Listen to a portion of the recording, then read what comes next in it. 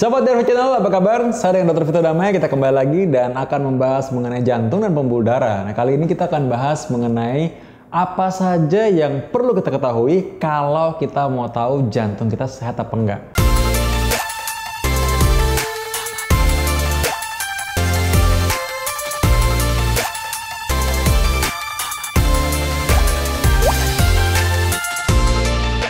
Nah, yang pertama adalah jantung yang sehat itu bukan berarti selalu nggak ada keluhan. Kadang-kadang ada orang yang, waduh kok kayaknya saya debar-debar, aduh kok kayaknya saya cepet capek.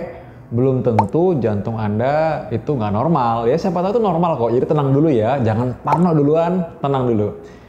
Banyak orang yang datang ke saya dengan kondisi di mana dia merasakan jantungnya itu nggak normal dan ternyata memang ketemu ada penyakit.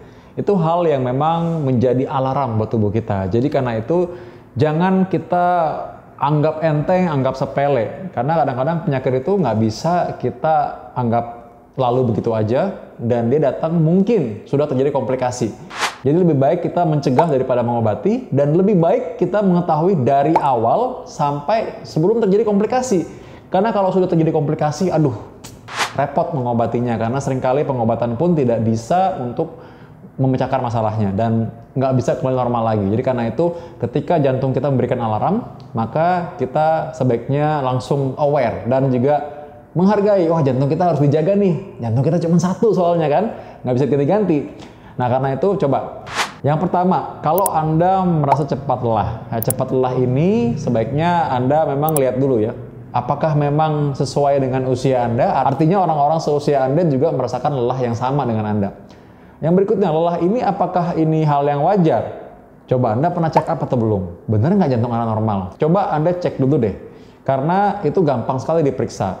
Kita bisa lakukan treadmill test atau kita bisa melihat apakah memang ada gangguan fungsi pada jantung dengan ekokardiografi atau USG jantung. Terutama pada orang-orang yang kelihatan misalnya ya, di foto ronsen atau di EKG udah kelihatan, wah ini jantungnya adanya pembesaran kayaknya. Atau ini orang punya darah tinggi. Nah, kita memang sebaiknya melakukan USG jantung. Dan orang yang cepat lelah biasanya ketemu bahwa ternyata ada sesuatu. Penebalan dinding jantung, pembesaran, lemah jantung, karena kita sudah USG. Tapi orang-orang yang lemah jantung atau gagal jantung sekalipun bisa aktivitas seperti biasa tanpa merasakan adanya hambatan yang berarti ketika dia sudah ada pengobatan yang teratur juga.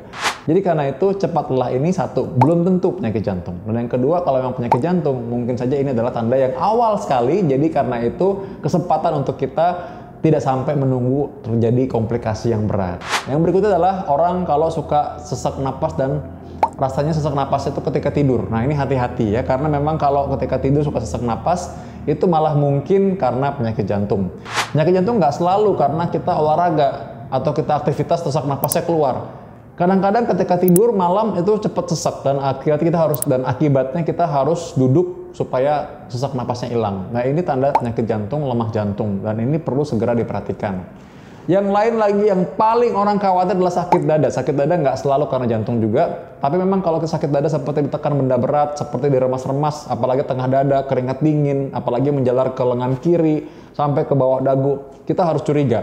Dan pemeriksaan EKG, enzim jantung, ataupun pemeriksaan lain yang lebih lanjut seperti misalkan CT scan itu mungkin diperlukan untuk memastikan apakah tidak ada sumbatan di pembuluh darah Anda. Memang karena penyakit jantung ini kadang-kadang fatal. Saya punya beberapa teman kemarin lagi liburan liburan ke Bali, ada yang liburan kemana, tiba-tiba sakit ada serangan jantung di sana. Bayangkan lagi liburan senang-senang sama keluarga. Jadi serangan jantung memang tidak kenal etika sih, kapan-kapan aja dia bisa tiba-tiba terjadi serangan dan nggak sempat ke rumah sakit, bayangin nggak?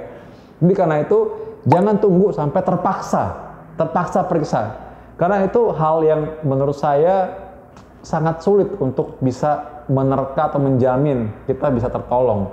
Lebih baik seperti mobil ataupun kendaraan kita cek dulu. Sebelum kita pergi jarak jauh, sebelum kita aktivitas, harusnya dicek dulu. Ini aman nggak untuk pergi gitu. Kaki bengkak. Kaki bengkak ini bisa karena gagal jantung, lemah jantung atau bengkak jantung tadi. Bisa juga karena adanya gangguan pembuluh darah vena.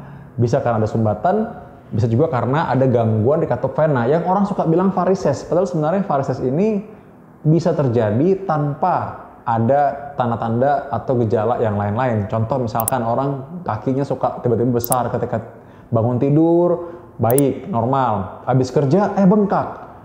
Habis naik mobil lama, bengkak. Habis berdiri lama, bengkak kakinya. Pakai sepatu nggak muat. Nah, itu kadang-kadang orang nggak sadar bahwa ini adalah penyakit vena kronik yang bisa terjadi akibat dari gangguan katup vena atau pembuluh darah balik yang arahnya ke jantung. Nah, ini kita bisa tentukan. Nggak selalu harus dioperasi, nggak selalu harus kita lakukan tindakan sesuatu. Kadang-kadang ada yang bisa untuk melakukan tindakan sesuatu, ada juga yang, oh ini nggak perlu kok ya, ini obat aja cukup, atau ini pakai stocking aja bisa. Saya pernah bahas ini sebenarnya, Anda bisa lihat video saya mengenai pembuluh darah vena atau varises. Lalu, Anda juga tahu, misalkan ada orang yang punya gangguan kakinya suka luka atau sukar sembuh. Ternyata adalah pembuluh darah perifer atau pembuluh darah arteri. Pembuluh darah yang mengarah atau memberikan oksigen dari jantung ke arah ujung-ujung jari, ujung-ujung bagian tubuh kita.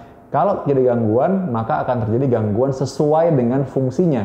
Contoh nih, kalau di ujung kaki, maka kakinya membusuk, hitam, nggak ada rasanya, mati rasa, atau dingin rasanya, susah digerakkan. Kalau dia menyumbat di bagian ginjal, bisa terjadi gangguan ginjal. Kalau menyumbat di otak, terjadi stroke. Kalau menyumbat di pembuluh darah jantung, jadilah serangan jantung. Nah, jadi karena itu bisa macam-macam terjadinya ini.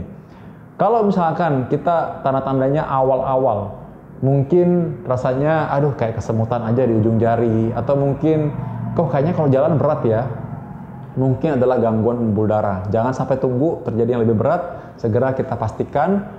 Dengan USG kita bisa lihat apakah memang ada gangguan di pembuluh darah tersebut. Bagi semua sahabat Devo Channel, saya harap kita semua sehat-sehat saja. Saling mengingatkan, saling support, karena kita mau hidup sehat bukan hanya demi kita aja, tapi juga demi keluarga yang kita sayangi.